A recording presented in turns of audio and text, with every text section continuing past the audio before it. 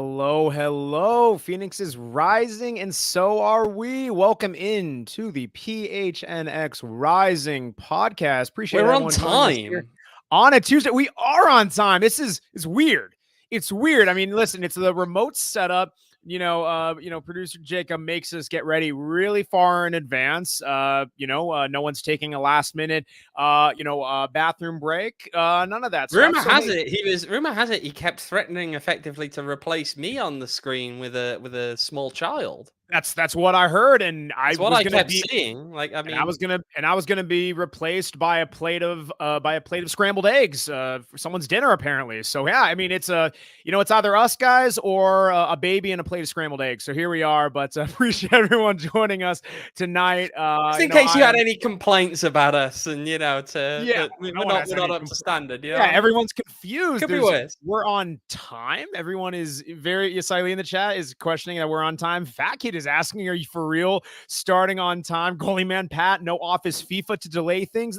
He's not also wrong. A very real thing. No stat like Reese to delay things is inevitable. Actually, he's having a good day. That team. We're not that other North London team. Not going to say who, but they had a Champions Arsenal. League performance. But no shootout today, didn't they? No, pipe down. How are Spurs doing in there? Max? Yeah, we're on the come up. We're on the come up. But okay. Yeah, I'm of course Max Simpson. I'm joined by Mr. Owain Evans. How are we doing, buddy?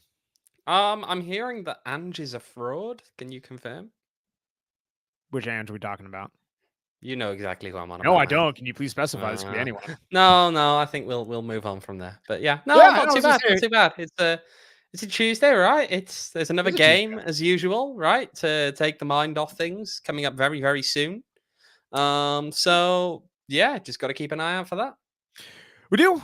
It's we haven't done the remote setup in a while, so it's nice to get the sea legs back under us. But yeah, Albert, nice to see you in the chat as well. Statlackey, good seeing you. Okay, we have the child is taking her first steps. Are you kidding me? What on the pod? Rumor has it. We are here distracting a producer while the child is taking their steps. Why, Jacob? Don't mind us. You have much better things to do. This is an elite podcast, and don't get me wrong, we're one of the most important at PHNX. But I mean, yeah, you have bigger fish to fry, buddy. We're a top 7 or 8 podcasts at PHNX. I can say that pretty firmly. But yeah, man, yeah, go focus on your kiddo. We'll take the reins from here. Nothing bad could happen because we got a lot to get into today. First order of business, we're gonna kind of take a deeper look back at this Saturday's match again, that 1-0 loss against Birmingham Legion. We kind of talked about the stats. Just again, we're not going to go too far in depth, but just a very high level. Phoenix Rising had more shots. Phoenix Rising had more shots on target. Phoenix Rising had slightly more of the possession, but won the possession either way. And yet they come away with this 1-0 loss. We talked about it live on post game. It wasn't overly concerning. We feel the defense is only going to get better based on experience and based on guys coming back into fitness. Owen, has your opinion changed? We still feeling pretty decent despite a 1-0 loss? I think it's an awkward mixed bag, isn't it? Like when you look back at this game. Okay, so to run through some numbers we didn't have to hand on Saturday. I can pull up for you now the expected goals, the XG here, just to really put this one in perspective. Phoenix Rising 1.54 to Birmingham Legion's 0.66. So that's the context here. I mean, again, there are moments. I think you look at defensively, I think they were overall reasonably solid, as Max takes a nice big swig out of his large bottle there. They were all overall reasonably solid, but there were also moments where they could have given other goals away. One where they may have given the goal away. I feel as though, again, it's not fully conclusive, but the evidence that we have seems to suggest it's more likely than not that the ball did cross the line in the one moment. There's also a very good argument for a potential penalty there for Birmingham Legion as well. Now, of course, they'd have only had one of those. They came in very quick succession. It wasn't as though they were going to suddenly be cheated out of 2 goals in that kind of a play because only one of them was ever going to be given. But yeah, I still think that defensively they did a serviceable job. I think that when you look elsewhere, there were some Positive spots. There are some things, of course, this team still has to work on and still have a good amount of work that they've got to get done. So I'm interested to see how they bounce back on the weekend, really. More than anything. Just interested to see how they take the next step. Yeah, I mean, it's kind of right, especially after a match like that, where again, you had more of the chances, both from a shots perspective, from a quality shots perspective, which is reflected in the shots on target and the XG. It's kind of like, it's nice to know that, okay, cool, you play in a week again, that you could very well stake the claim that even if not by much, you could make an argument that Phoenix Rising was the better team. Certainly in the second half, it seemed that way. And it's nice to know that, like, hey, in a week, we bounce back, we have another game, able to correct it from there, go on the road. It's going to be interesting. And honestly, the team is probably chomping on the bit to get back to it. They are. Look, at the end of the day, I think, and this is one of the things, right? We'll take this as the negative, which you can spin into a positive. Injuries impacted that last game from Phoenix Rising's perspective. Okay, without question, we can look at the back line, right? 3 players there. I know some people, there were definitely people who liked what Lawrence Wyke was bringing there, and he did create a fair number of chances actually in that game. When you look at, at least when you look at the key passes, he was leading that team in some ways in chances created. Well, no, he had 2. Sorry, Panos and Federico Varela. Leading the team in chances created, but he had 2 of his own, which, given he's on the back line, is not that bad, right? And that was kind of part of the thing as well, because this team was somewhat bypassing the midfield at certain moments in the game, right? They did have to play a little bit longer at times, but we'll get onto that in a lot more detail later on. But you could swap all 3 of those players out for guys who didn't play. Yeah. When you look at John Stenberg as a club captain, you expect him, when he is fit and healthy, to be starting. Obviously, he was in recovery mode. He's getting very close to being back again. The good news from Danny Stone is that realistically, all of these players, with the exception of Alejandro Fuenmayor, probably, if they have a decent week in training this week, could well be available, even to start, to be honest, come the weekend. Sure. Mo Traore, another guy who could be in the back. And of course, I just mentioned Alejandro Fuenmayor. Right, you could make those big wholesale changes at the back, and that would probably then be your first choice back line. Maybe you leave Wyke in ahead of one of the others. Maybe you don't. That's left to be seen. But again, you've potentially swapped out 3 players for a true second unit, and yet they look serviceable. They look perfectly fine in what they did. Then up top, you've got Dariusz Formella. Again, we'll get into his performance later on, but Remy Cabral coming off the bench, and I think that Remy Cabral had some signs of life in him. I think he looked decent. Again, he did not start this game because we know he'd been suffering with a little bit of an issue prior to this game. That's why he missed the friendly the week before, and that's critical, right? If you can get him out from the beginning of this game, maybe you have a different result. If you put him out from the start now, coming up against Monterey Bay, maybe you're in for a good time in that game. We'll have to see. But again, I see positives in that, just because of the way that can still improve. And I didn't think it was always terrible in some of those areas, especially the defense anyway, but it's still got room to improve. Yeah, 100%. I mean, it's kind of interesting seeing, how players are going to come back in, especially knowing, like you're mentioning, the defense has a chance to get better very quickly in a hurry. Kind of figuring out what those pieces are going to look like from an attacking standpoint. It's a good time. I think that's why first, the nerves are going to be understandable after a first game, especially knowing, hey, you're trying to run it back as defending champions on the Champions Tour. And then also it's like, I think that just adds a bit of the pressure, right? Knowing that, you do have a target on your back, you have that reputation to kind of defend. But the reality is we knew no matter what the result was, no matter what the performance is going to be, a season is not won or lost in one game. And it just doubles down on, kind of how we weren't pressing the panic button. We understand that while regardless of who comes back in the attacking standpoint, there's definitely we definitely have, some stuff that needs to be ironed out. Again, we talked at length of the guys who have left in the offseason. The reality is again, the defense just by default, by availability, it will get better throughout the season. And, according, going off what you're saying, possibly sooner, much sooner rather than later.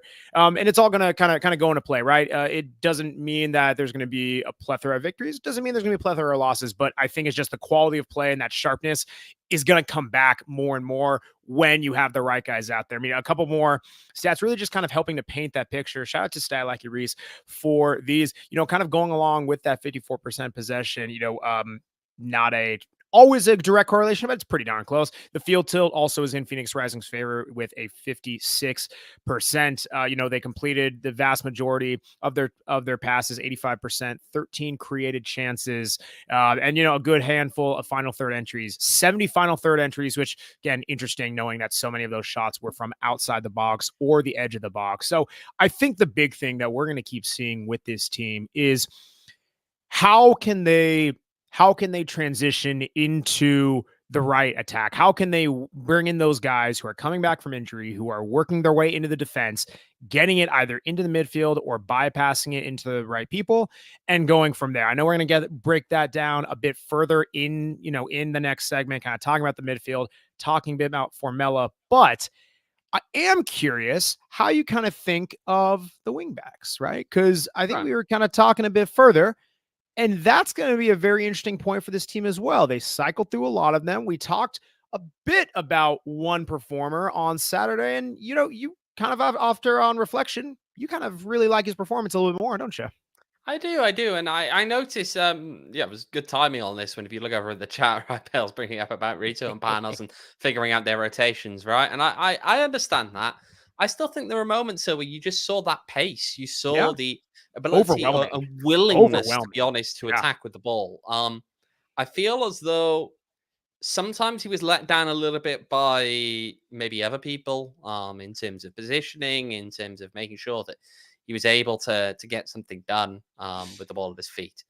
I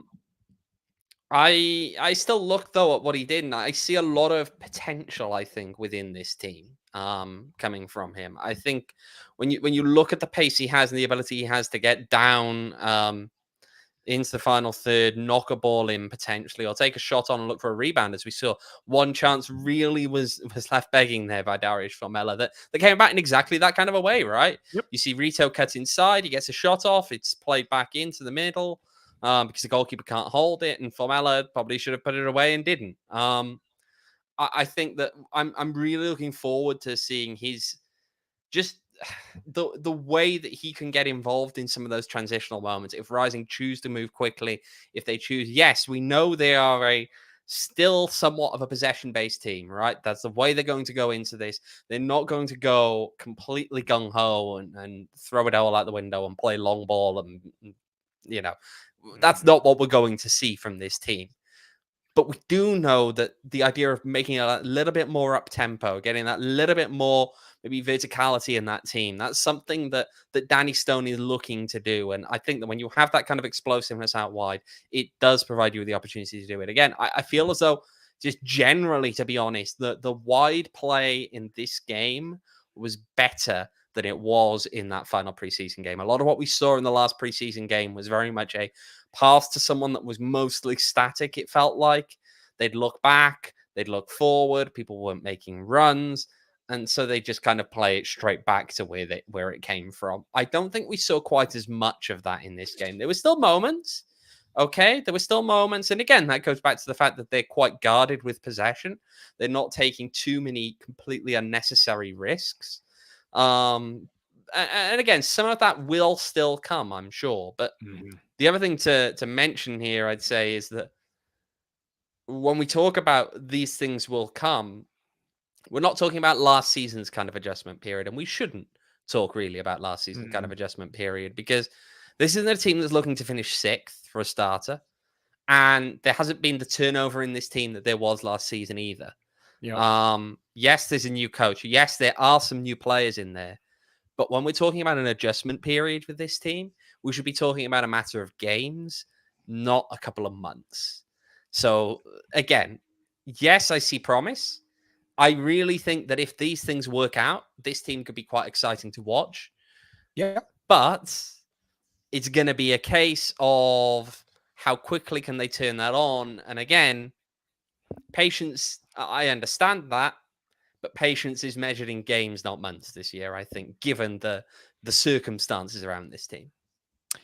Yeah, absolutely. And honestly, Ryballs took it, set in the chat. He, took the words right out of my mouth. ALLCITY also looked explosive in his short cameo. I think that's it. Like, this is both Gardarito and Juan Carlos ALLCITY are very much guys who they like to bomb up and down the wing. And we've seen that through Rising's system last year. But they really, again, in a very small sample size, and even if you kind of track back through, careers a bit, they very much have a penchant for goal. They very much seem like they're on the front foot. And I think having a bit of that bite, a bit of that willingness to say, cool, I can put in a cross if I need to, but I'm not just resigned to let me run down to the end line. Let me put in a cross, see what happens, which we saw quite a bit for Rising last season. The fact that they are actually pretty willing to take people on, even playing a bit narrower, using that speed and going shot on goal. You mentioned the key chance that was created in that first half on Saturday. That's going to be very fascinating because, traditionally Rising, they played those guys out wide. You kind of see, especially at this level, that, okay, cool. It's a lot of that systematic, like you're mentioning, keeping that possession, building through, and whether it's putting in the cross or going one-on-one, but being able to not only play wide, but then shift inside, play narrow in those half spaces, that absolutely disrupts those teams. And then you see Sile's comment in the chat,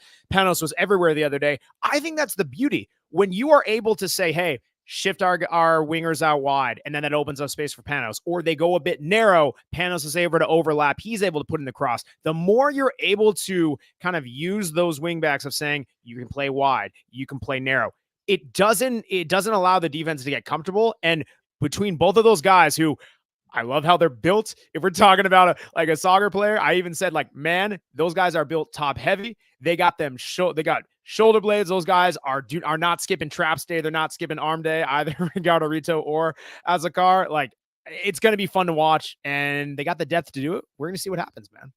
Yeah, the other thing I'll say here again, though, I'm going back, actually. I'm hopping back to our defensive talk earlier. But part of when you have those attack-minded wingbacks, okay, when you have the Juan Carlos ALLCITY, you have Gabby Torres, you have Edgardo, you're reliant on that back three to really cover a lot of ground.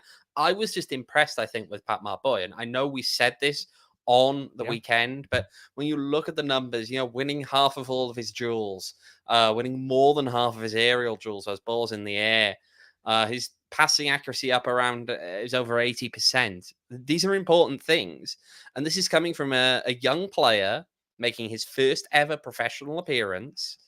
I just think that's good. That's good to see, and I think that Pap had a really good game back there. Agreed. I mean, Albert likes that in the chat. I mean, no, again, it's you're working with the defense that you have as people come into the form. I think out of the three guys that are there, and it's, it's way too early to give a prediction or thing like that, but he's one to me purely based on his game. The fact that, maybe he's not going to be the best passer, but you're not expecting him to. The fact at his age, that is the part that can only improve. He's built well, and the way that he plays, where he covers ground, where he is very intelligent in terms of his man marking, when to step, when to drop off, that's got staying power, and he really could be a difference for this team and gets some good playing time, even when the guys you think are going to be those defensive starters, even when they come back into play. Something that I think comes back into play always is our friends at Arizona Lottery. Friends at Arizona Lottery, they're always coming back into play. As you like that one transition, buddy. You know what I mean. Arizona Lottery, they you just have pat their yourself on the back there, Max. People on audio don't know. On the back. People listening on audio didn't see that. They don't know that. Chat, please tell them how cringy he's being. No, we'll block that. We'll block those. But yeah, Arizona Lottery got their AZ Adventure program. There are 3 ways to play and win big per use. The first one, you can scratch off 3 iconic landscapes. They're Bocacho Peak, Monument Valley, or Camelback Mountain tickets. Can win prizes up to $50,000. Number 2, you can go check in on geolocated adventures. There's one 5 minutes down the road from me, the Hole in the Rock at Papago Park. You can go there, as well as 9 other places. Just go to azadventure.com to find more. And then number 3, you can enter tickets online for a chance to win $1 million in cash and Arizona travel prizes. Again, go to visit azadventure.com for more information. Great way to donate back to charity. Everything goes to environmental conservation. All good stuff. Spend some money, win some money, help the environment, and get some cash. Again, up to $1 million in cash. And Arizona travel prizes. Also, you can get those at Circle K. Circle K, that's where you can get those Arizona lottery scratchers. You can get a Polar Pop. You guys can get the snacks. You guys already know. Again, if you haven't downloaded the Inner Circle program, if you haven't opted into their free membership program, don't know what you're doing. Very easy to do. It's always a great way to quench a thirst, whether you're going to Rising Matches, whether you're listening to this podcast. Let me know what you guys are eating next time you go to Circle K. Tweet me, comment in the chat, hit me up. Maybe we can collaborate on a little snacky. And Max, you know, asking people to tweet at you is never a good idea, my friend. You are going to get spammed by some of the most bizarre things now. To be fair, there was some spam in a conversation that you or I were tagged in, but yeah, you know exactly what I'm talking about. But Circle K won't spam you because they're good people. They just like to send you, the good stuff. Again, that discounted gas, those free snacks, those free hot roller items. It's all fantastic. Check out their Inner Circle program today. All you need is a phone number and just download that Circle K app. Terms and conditions do apply at participating locations. Visit circlek.com for more details. All righty.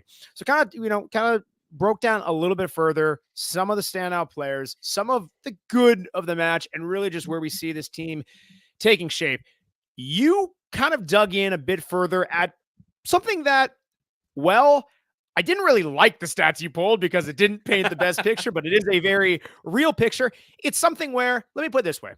These two players in the midfield, very good at what they do. When you don't have a Carlos Harvey alongside them, I will say it very much exposes parts of their game that is pretty telling. Owen, I'll turn it over to you. Yeah. So we've obviously had concerns, I think, in the past about what was this midfield quite going to look like without Carlos Harvey, and now we've had our first chance to look. Let's have a look at some of the passing statistics from the midfielders there. Jose Hernandez on the left, Renzo Zambrano on the right, both completing around about those 50 passes. Hernandez on 47, Zambrano 53. And their forward pass share, right? So if we literally, I eyeballed this looking at the map of passes that they'd made and worked out, is that genuinely a forward pass, or is it sideways, or is it backwards? And for both of them, it hovers right just below 40%. So for Hernandez, 39.5%, Zambrano, 39.6%. There is a bit of a difference there, though. And the difference really is that when Renzo Zambrano is in his own half, he only passes forward 20% of the time in that last game. Yep. Most of his passes, he's looking backwards at his own defense. He's looking to the side. He's playing it over to Jose Hernandez. So only 1 in 5 of his passes in his own half actually is completed, goes forward. Hernandez is different, right? About half of his passes, they're forward passes if he's in his own half. Then you just completely flip that when you get into the opposition half. Renzo Zambrano, yeah, he's able to pick guys out wide. I think you see a good number of passes that go forward over to the wings, going over to Rito, going over to Torres. He gets 57.1% of his passes in the opposition half of forward. But Hernandez, you're a central midfielder, and 23.5% of your passes in the opposition half are not going forward. They're not going forward. They're going sideways. So again, or they're going backwards even. So again, I mean, you look at the most common players they go to, and you see that Hernandez is Zambrano. You look at Zambrano, and the most common player that he passed it to is Wyke in the last game. And it kind of tells you a story, doesn't it? Because again, yeah, there are elements of it where maybe you want a little bit of that hold-up play, but is it too much? Is it too slow coming through there?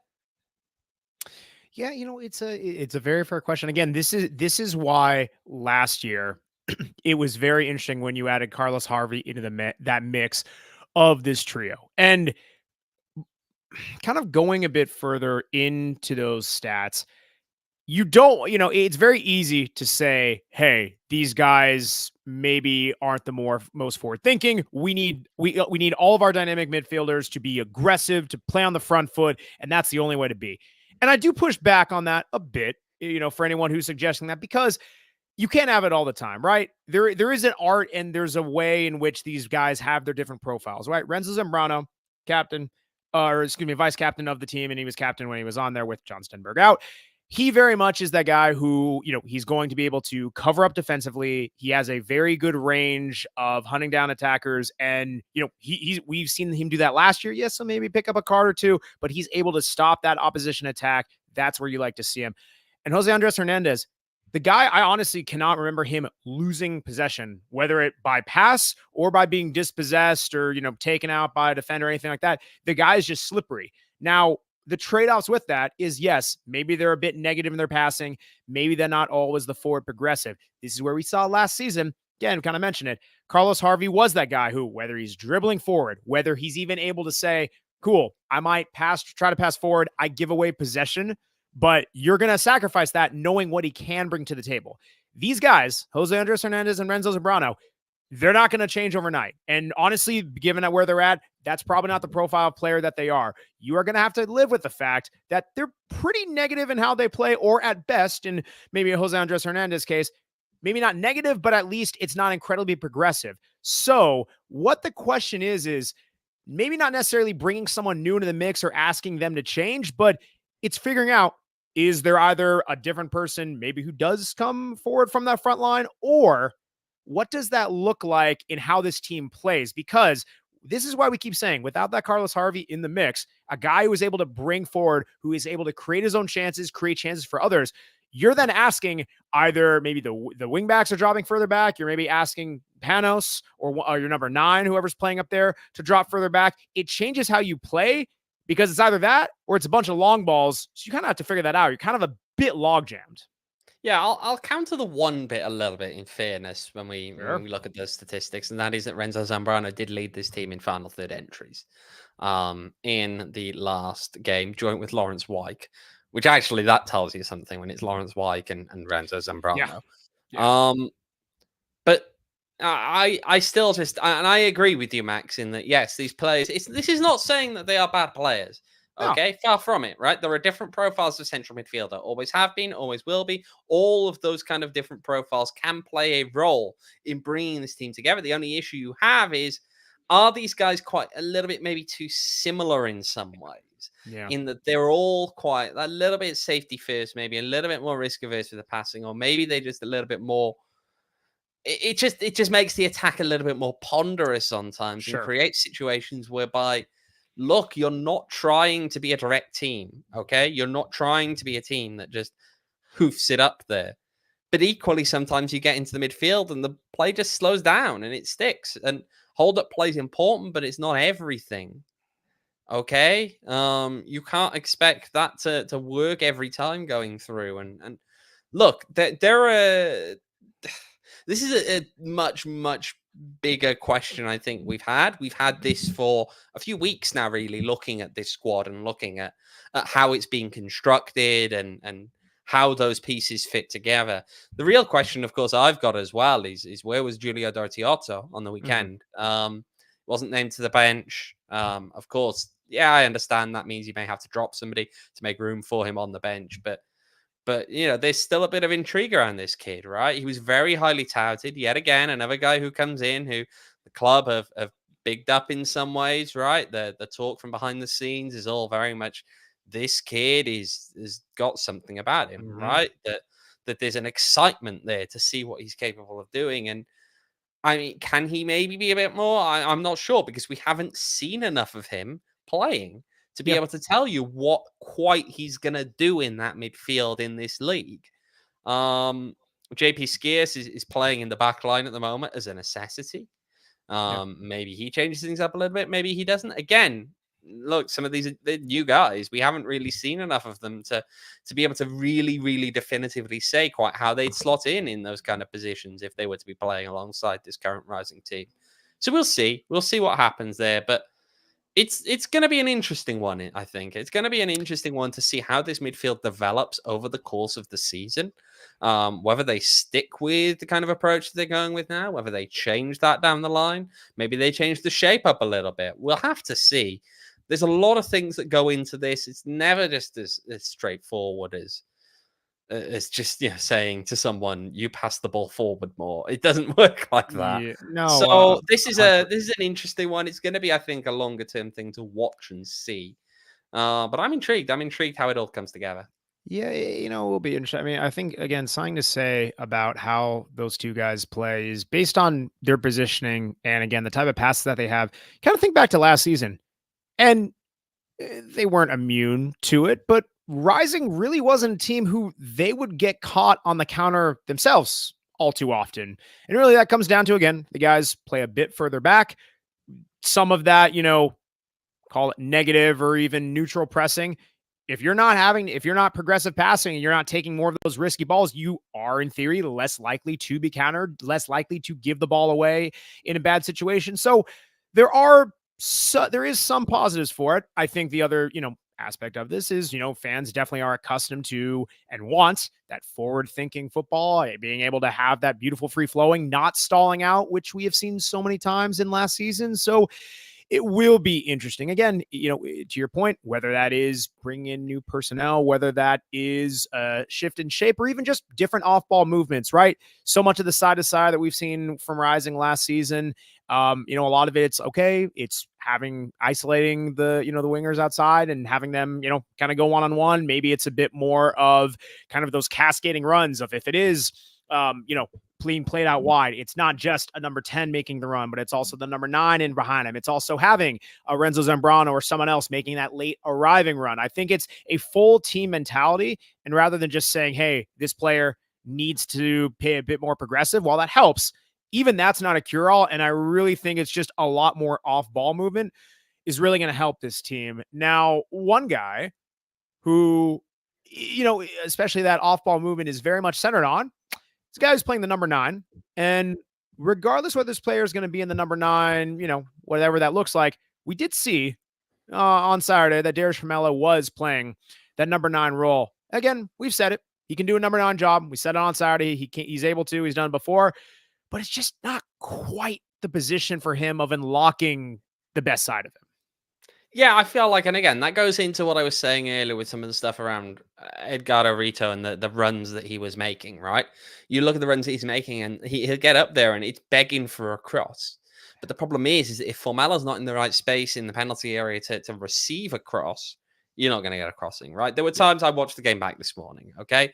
There were times where you'd be looking at Formella drifting a little bit. And again, there were times when he was also in the right place and just the finishing wasn't there. But there were times where he'd be drifting. There's one time I saw him get caught out wide and he's looking then to put a ball in. And if he's not in there, who's winning that ball? Right? Let's be honest. If he's not in the mixer, who is winning that ball? Fede Varella's not winning that ball.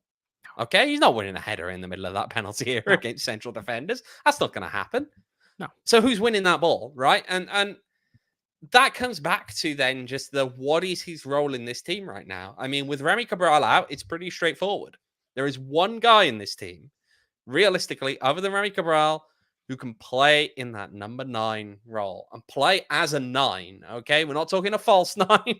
He's going up there and he's playing. You're putting the ball on his head, or you're picking him out in other ways and letting him shoot.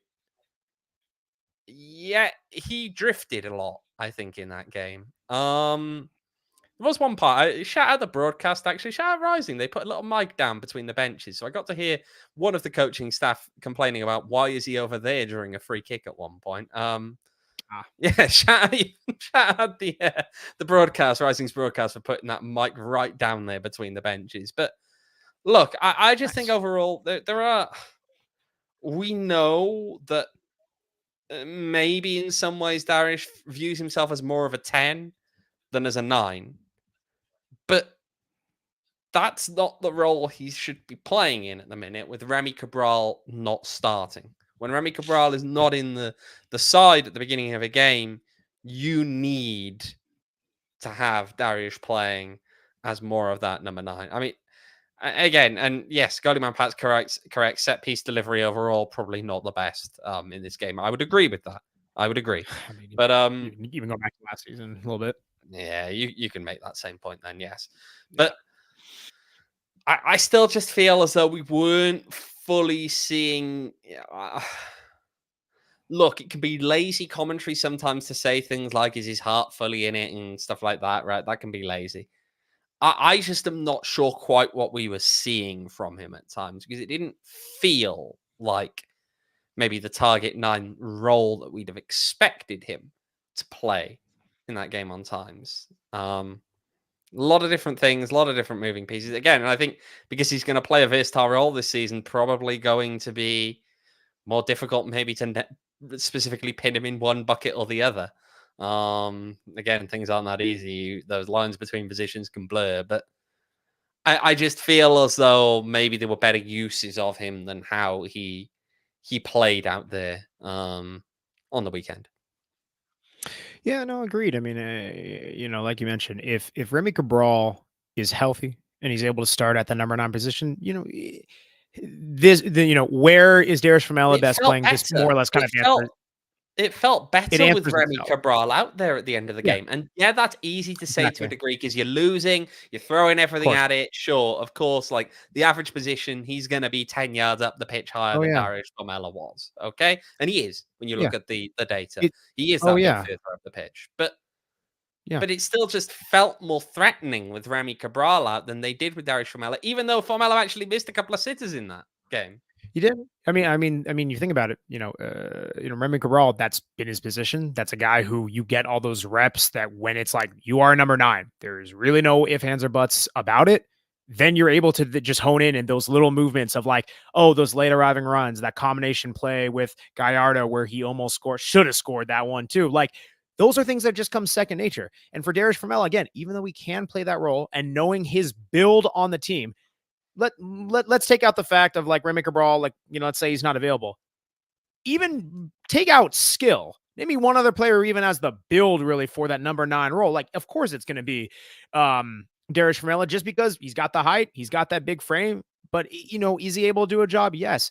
But when you kind of are splitting time between, you and we saw it last year after they acquired him of, we saw some goal, we saw a goal or two, but there are times where he's playing a number 9. There are times where he's playing on the wing, finally towards the playoff run, he started to move a bit into that number 10, almost kind of false 9 number role. And I think you kind of saw, hey, that's where he's really able to make that potential, where he's a good size for a prototypical number 9. He's really able to take advantage of being a big number 10. He has that passing. He has that smart run, off ball movement. And he's a guy who, again, he likes to go rover. He likes playing in that space. When you put him at that number 9 position where you really kind of take away a lot of that element of, hey, you're able to kind of dictate your space. You're able to kind of create. And it's a lot of hold the ball up, be on the furthest defender, be able to get on the end of crosses. It changes how you look at the game completely, and the movement and spaces that you take up. That's not easy to just say, cool, flip a switch and go.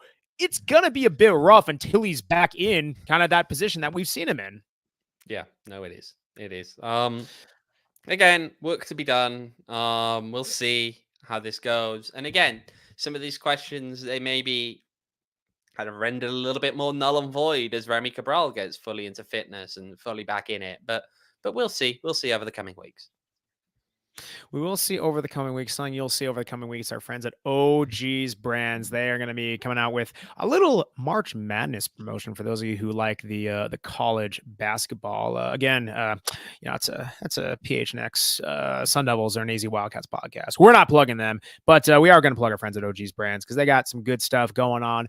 Per usual, right? They have the 2 new products, the OG's Naturals and the Big OGs.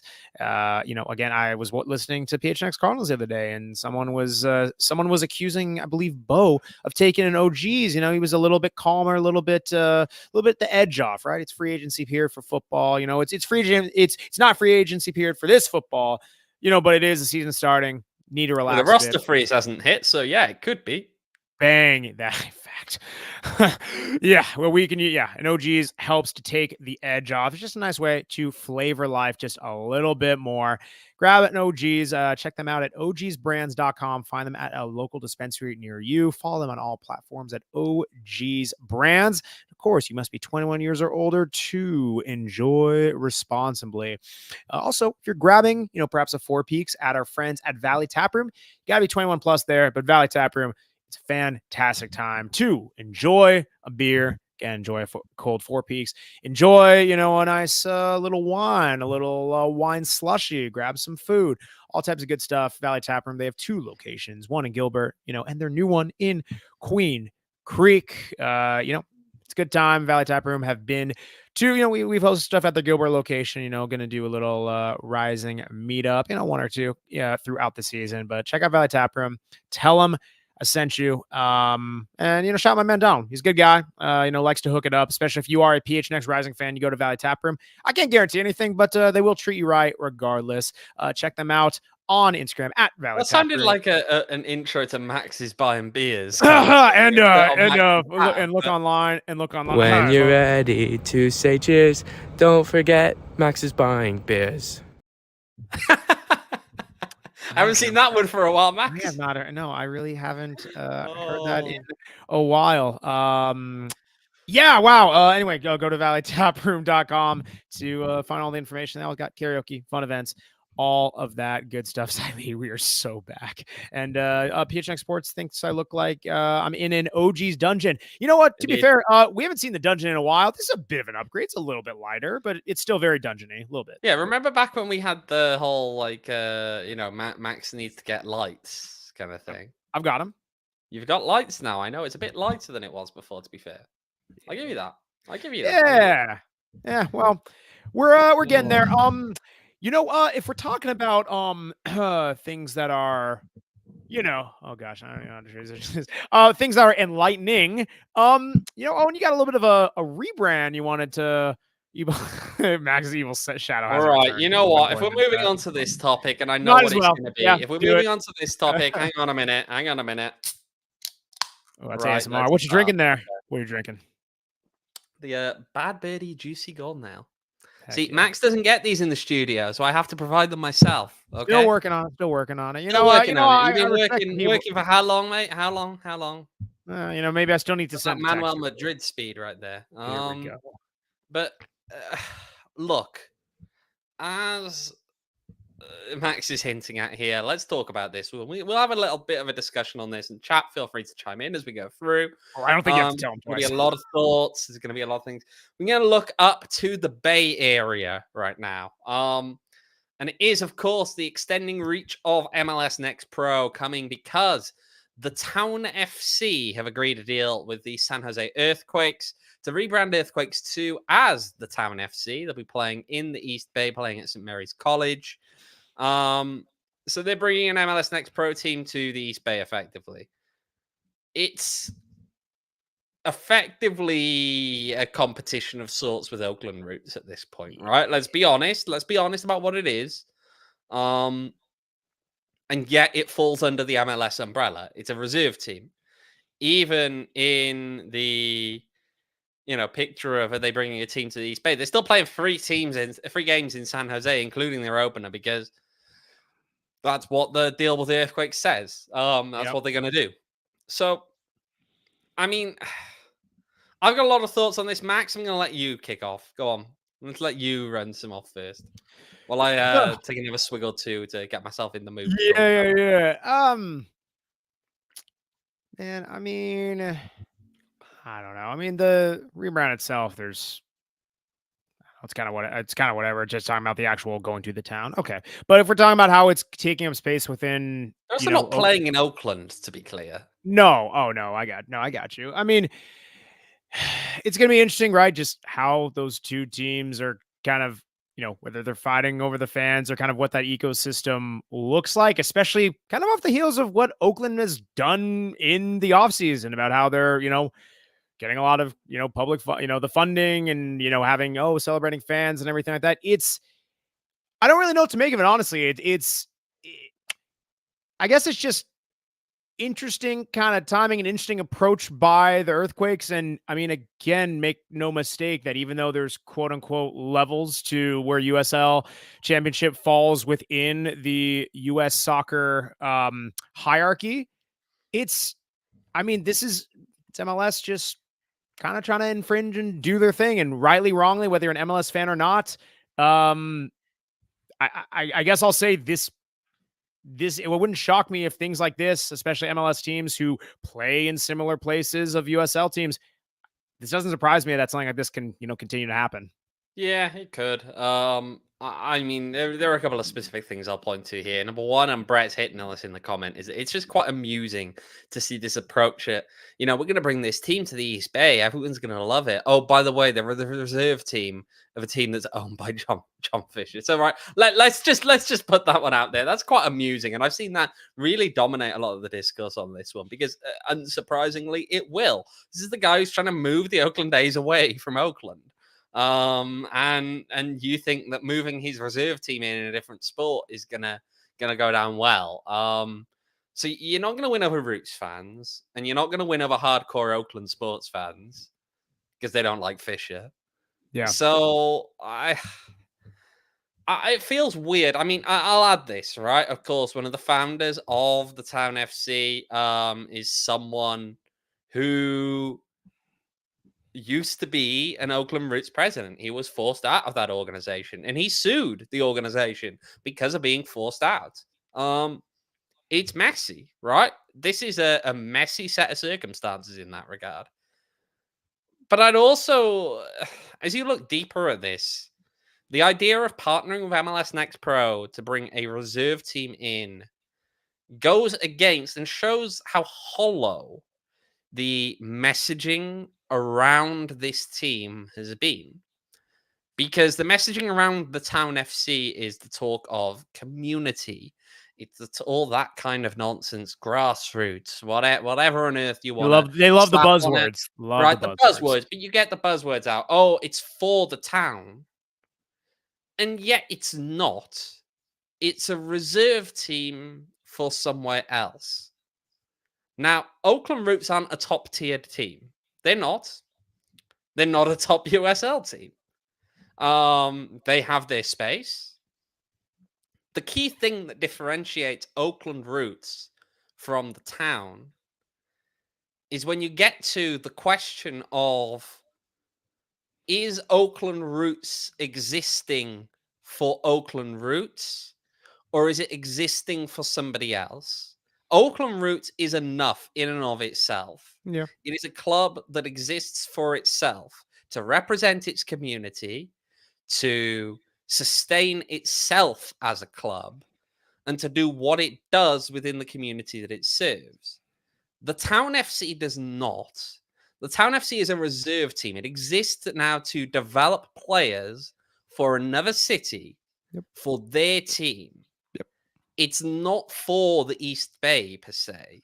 No. It's to benefit San Jose. Of course. And so that really gets into the question then is, look, I mean, again, Oakland Roots aren't going to go Division 1 anytime soon. Okay? We've got to be realistic about that. Yeah. We've got to be realistic about where USL is.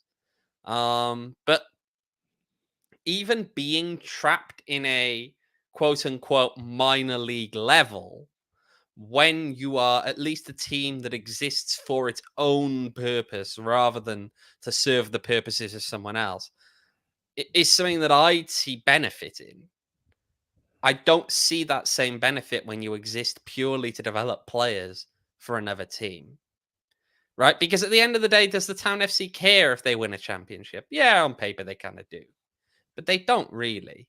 No. They care about developing a couple of players. They're going to move on to the first team and help the first team win a championship. Is that doing it for the East Bay? Yeah, I mean, I do see going man, Pat, and that's, I mean, it's an interesting comment. The 100 or so people an MLS Next team will draw isn't going to affect Oakland. They have issues. I'll add this though, and it can affect Oakland, and that's because, of course, Oakland Roots are in the process of trying to acquire certain bits of land. They're trying to acquire a training ground. They're trying to acquire a stadium site. When you have a competing team, I'll pop in there. Look, it's not being kept quiet that there've been interest from this competing team in certain sites that they've been looking into. Okay? Let's be real on that one. That does have an impact on them. Yeah. And at the end of the day, look, do I think that the Town FC is going to truly succeed where Oakland has failed? No, I don't. But the issue they have is who has deeper pockets. Because that's what this comes down to in the end. It comes down to who has deeper pockets, who's willing and able to shoulder a loss for the longest period of time and survive that. That can be the issue here. Yeah. I mean, I think we've just seen this narrative before of, throughout MLS, throughout certain teams of it is, you can say that you are for community. You can say that you are for growing your space. And, perhaps that is an intention in some ways of, the town and by effect San Jose Earthquakes. Like, sure, that's a fair claim that they can try to make, even if it is for, the main purpose is growing their players. You can say, hey, community will be attached to part of it. But I think the reality is it's the business of prioritizing profits over people, profit, and prioritizing, the profits over the community at large. And that's kind of what happens where you don't really care which feathers you ruffle. You don't care if you're already going into a market where there has been an established USL team there, and saying, hey, whether it is the 100 or so people that are attending, or whether it's, building up a space to kind of muscle people out for a stadium side or anything like that, it does kind of add up. Even in just kind of getting within the soccer space, it's not to say that you can have too many teams in one space, but when it is, to your point, Owen, someone who, it's not like this is cool, new MLS team and they're trying to take up space in the market. It's the reserve team, and it's not going to be the priority, yet they're kind of just doing it as almost kind of like a flex, or almost kind of like we can do this because we can. And, people who have been fans for Oakland Roots for a while may not rub them the right way. Well, this is the direction I think that when I speak to people about MLS Next Pro, this is the direction they say that they think this league is going to go in. So you've got to be prepared for this. This is going to continue to happen. These kind of moves will continue to happen. And it's going to be a question, I think, down the line for the sport in terms of, do you want your teams to represent your town and truly represent your town or your city? The town. Do you want them to represent you? Yeah. Or do you want them to lock you into this idea of permanent subservience almost to a different organization or a different community? Okay. When you go and watch minor league baseball, are they really representing the places they're from? Really? I mean, those guys show up and they go. They show up and they go. And they're not really there to battle for your city. They're there to get called up to the next level. Yeah. Is that what we want the future of this sport to be? Yeah.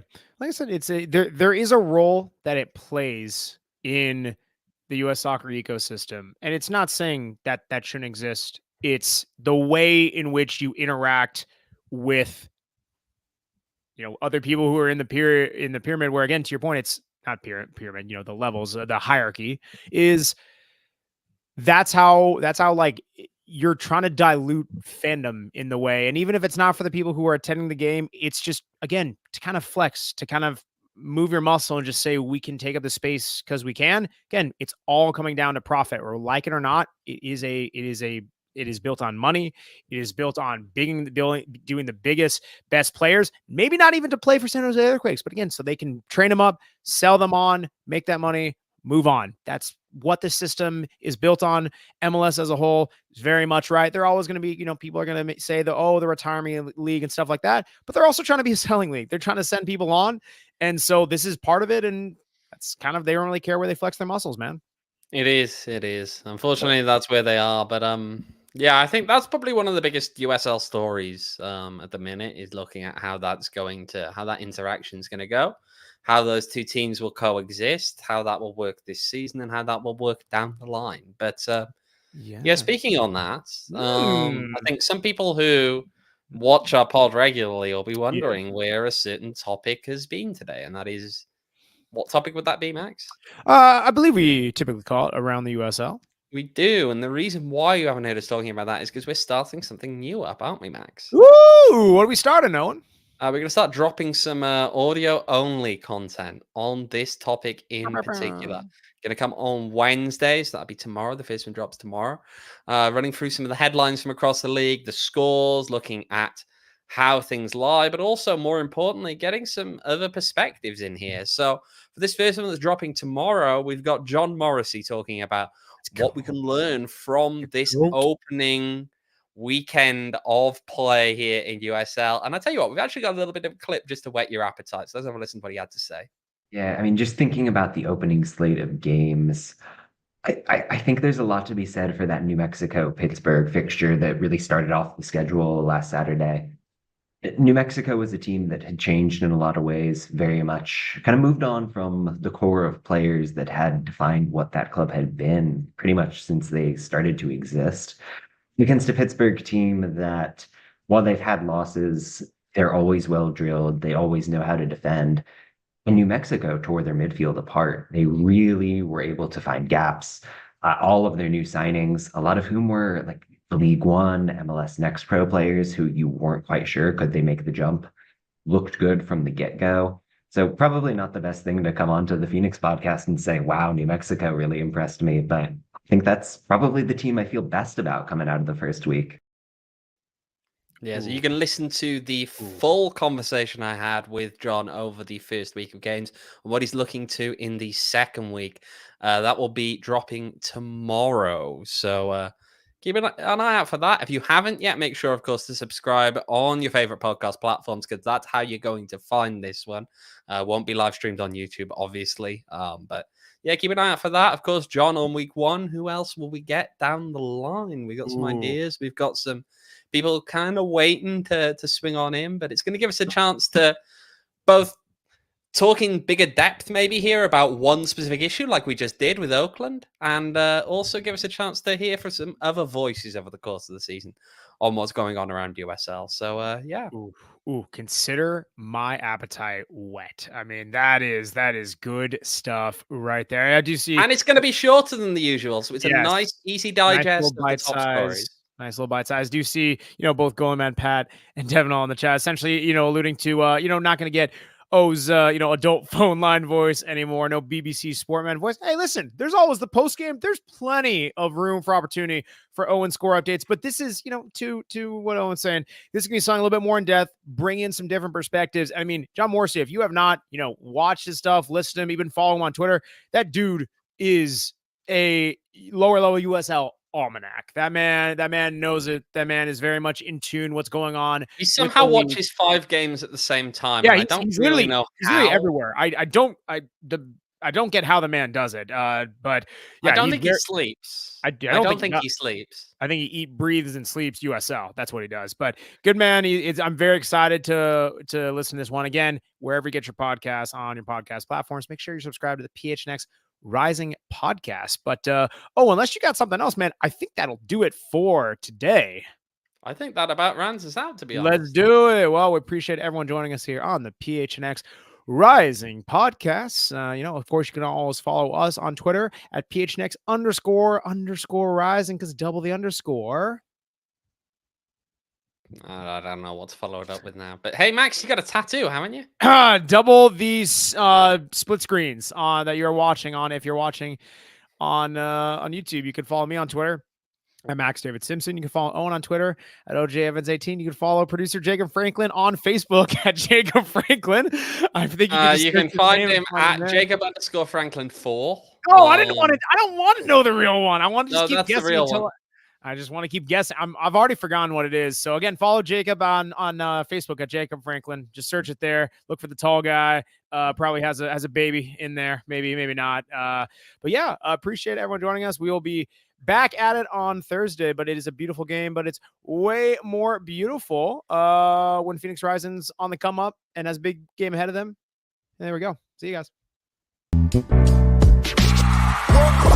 We all silly like the mayor.